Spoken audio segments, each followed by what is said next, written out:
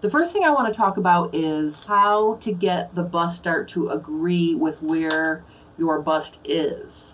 And that's actually very easy. You're going to take a tape measure, and you are going to measure from your shoulder seam on your shirt you're wearing down to where your apex is. And you're going to look and see what that is. So for me, it's 12 inches. You know, take out the seam allowance, and you're going to measure down to the apex on your pattern. Okay, so it's approximately right there. Okay, I'm just going to put it where the tip of the dart is for now. Okay, so I'm just measuring down to the tip of the dart. And this is a half scale pattern, so I total 12 inches, but you want to find out where that dart is positioned on the pattern. So if your measurement, I guess what I want to say is you want the dart to be a little bit below your apex. Add 1 inch to your measurement. So my measurement is 12 inches. I'm going to say I need my dart to be 13 inches from the shoulder down. So let's pretend this is 12 inches and I need it to be 1 inch below my apex, so I have to lower it 1 inch. What you're going to do is you're just going to pick the whole dart up and you're going to bring it down. So I'm just going to draw a box or a rectangle around my dart. Okay, and it really doesn't matter where this rectangle is in relationship to the dart. It could be a little bit closer, it could be a little bit farther, just as long as you have a guideline to cut on. Okay, and then what you're going to do is you're just going to measure down where you need to move that dart. So let's say I needed to move it. Let's say I needed to move it 1/2 inch, just because I'm on a half scale pattern. I don't want to make a gigantic, weird looking thing. So I'm going to make a guideline that's 1/2 inch lower than my box. And then I'm going to slide the whole dart down that 1/2 inch. I am just going to cut the dart out. And then I'm literally going to pick up this whole thing, literally, and slide it down that 1/2 inch. Okay, so now what I've done is I've lowered the dart the amount I needed. If you're working with an indie pattern, there's no standard for how, where they put the dart in relationship to the shoulder. So let's say you had to move it up, you would just go in the reverse direction. So you would just move it up like this. All right, so whether it's up or down, that's how you get it in the vertical position. All right, so let me just take that in place. All right, so this is something that I have found to be pretty common, with women, even including myself. I've had to lower it since I've gotten older. Don't stress out about it. I just put it where it goes. And like I was talking about with my mom is not comfortable wearing a bra that's very, very supportive. So, instead of trying to wrestle her into a more perky bra, I'm just lowered the dart. Okay, so whatever your reason is, or depending on how the pattern was drafted, that's how you lower the dart.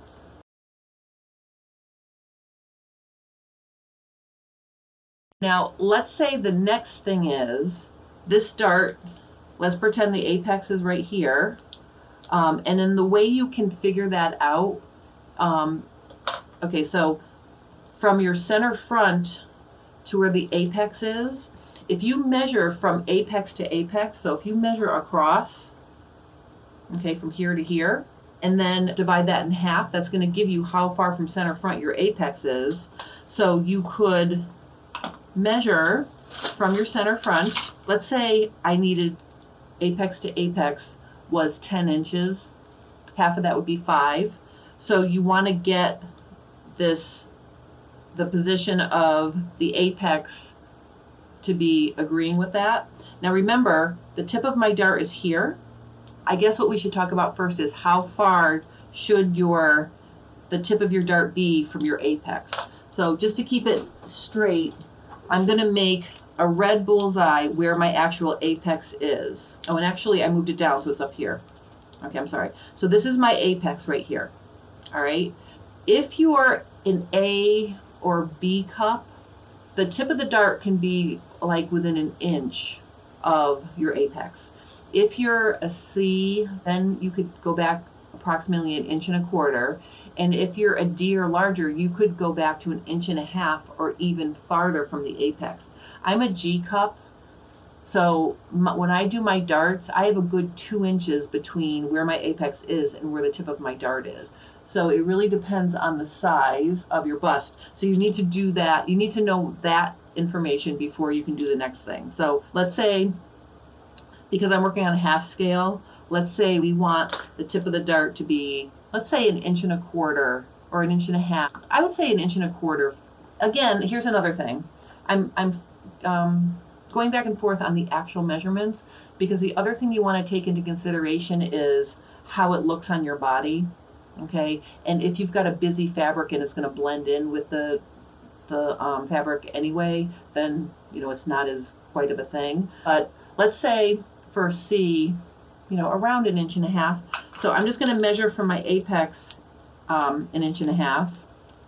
Okay, so really the tip of my dart should be back here. What I would do then is, if the total measurement of across the full bust is good, then you would actually have to shorten your dart. Okay, so you would draw in the middle, you would have to back that tip up. And actually I wouldn't draw in the middle. I think actually what I would do is just back the whole thing up and then true up the side seams again.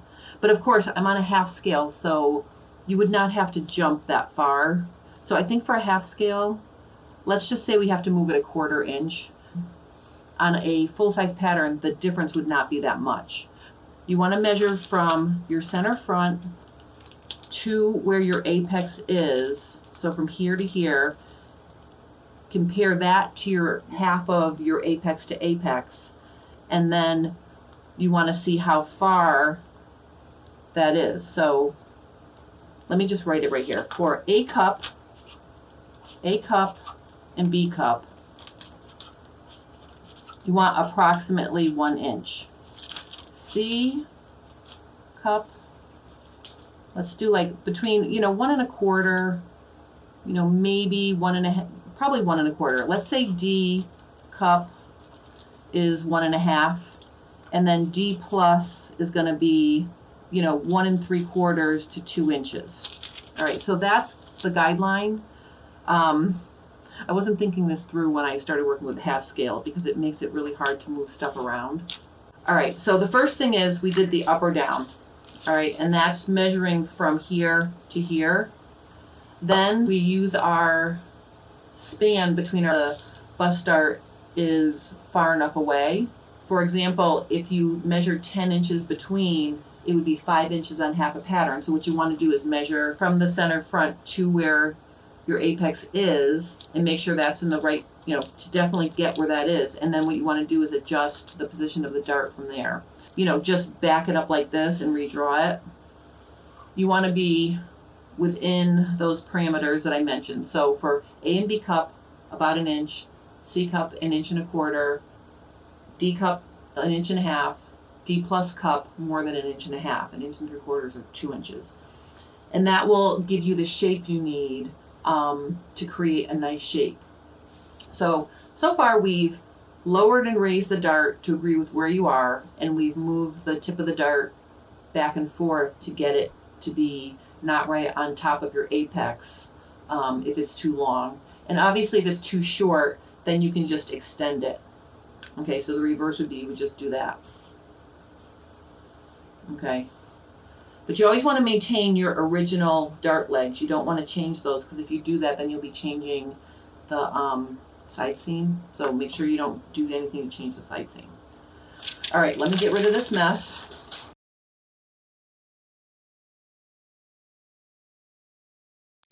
All right, so what I'm going to do is I'm going to draw a guideline at the tip of the dart.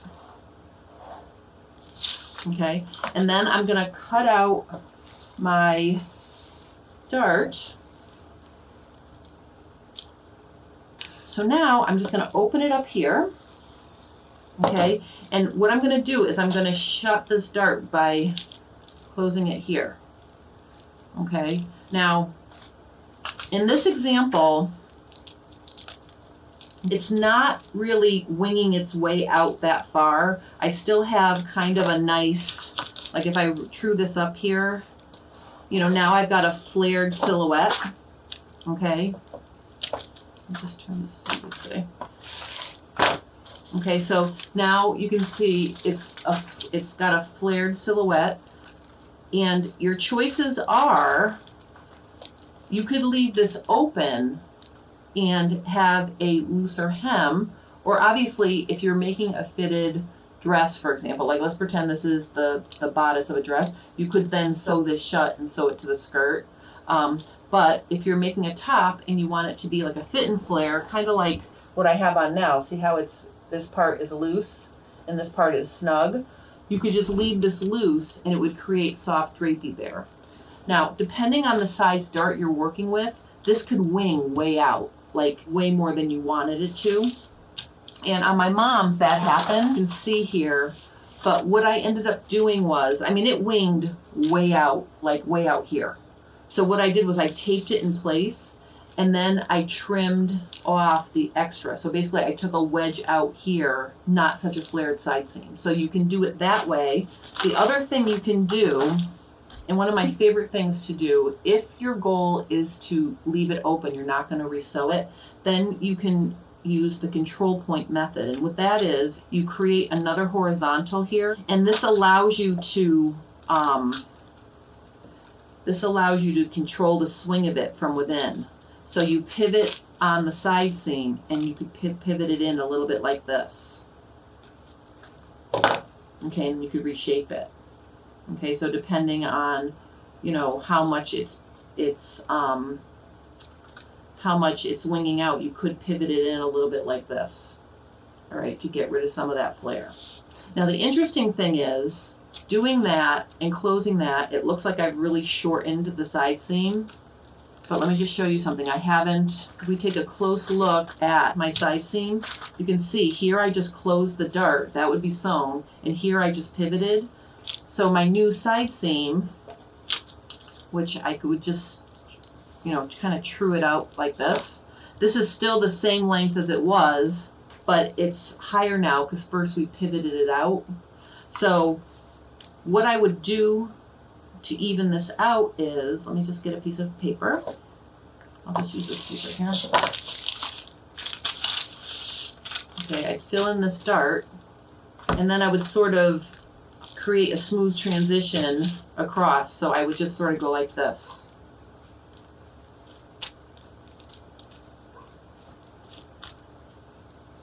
Okay, if you're going to leave it open. So that's how you can rotate the dart to the hem. And of course, if you're going to be making something that's flared and you want to take that bust fullness and move it to the hem and leave it open, chances are you're going to lengthen the hem anyway. Once you get it all adjusted, check your side seams to make sure they still match. Let's just pretend for ha-has, this is my back. So I'll just draw a back here. Just pretend this is my back. Okay. You know, you want to make sure that this matches. Okay. Check your side seams. And then if you want to change the overall shape of the hem, you can. And I like to do that when I wouldn't tape these together. I'd probably just pin them together. But then I can add paper down here, and I could do whatever I wanted with the hem. So like, let's say I was trying to make this into a tunic.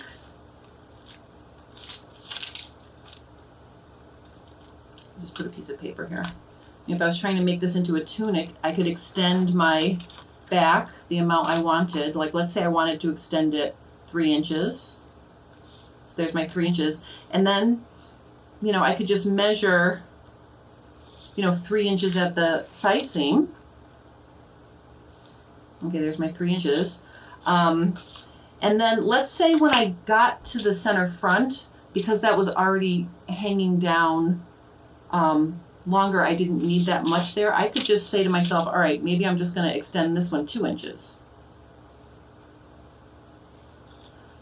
But see, giving me the look, being able to see the whole hem front to back, then I could, you know, fill that in and make a nice smooth hem front to back. If I wanted to do it like a shirt tail hem, I could make a horizontal here and just bring that down to the center back, you know, like this. But that's a nice way to play with your hem.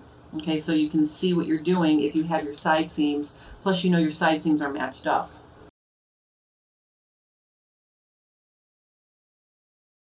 A French start comes up from the side seam toward the apex. So instead of being parallel to the floor or almost parallel to the floor, it's at a more dramatic angle. So a French start is like this. These are very attractive. All right, so what you would do to get your French start is you'd open this up, and then you'd open this up, and then you would rotate it like this. So this is what a pattern that has a French start looks like. Okay, and then of course you would true this up. Okay, and then you'd have this little, the rest of your little side seam there. So that's how your dart would look if it was a French start. And I actually tested this a long time ago when I was teaching fashion design school at Sanford Brown College. I had my students make a set of muslins, well, half muslins actually, because they could put them on the dress form, the ones that fit the dress form, and they rotated their dart from the neck to the shoulder to the bust to French and to the hem. And when they finished, every one of those half muslins fit exactly the same.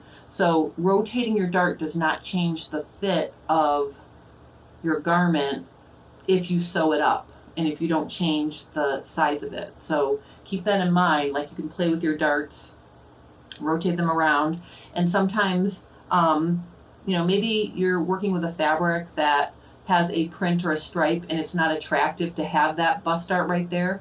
You can rotate it in another direction and maybe it would be more attractive, or maybe you would like a different look. So French dart has a completely different look. It's it's on your midriff instead of being across your bust. So